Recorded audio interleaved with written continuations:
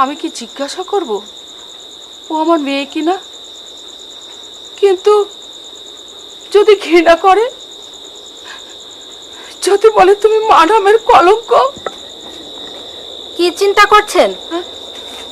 এখানে একটু বসি। বসো।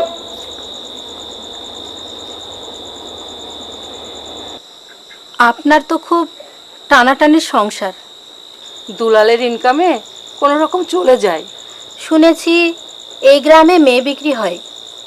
আপনার মেয়েকে বিক্রি করে দেন না আমার কাছে। কি বলছেন আপনি? মা হয়ে আমি মেয়ে বিক্রি করব? কেন, অভাবে পড়ে কেউ ছেলে মেয়ে বেচে না? সবার সঙ্গে আমাকে এক করতে চান?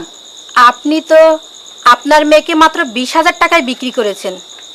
আমি আপনাকে 20 লাখ টাকা দেব।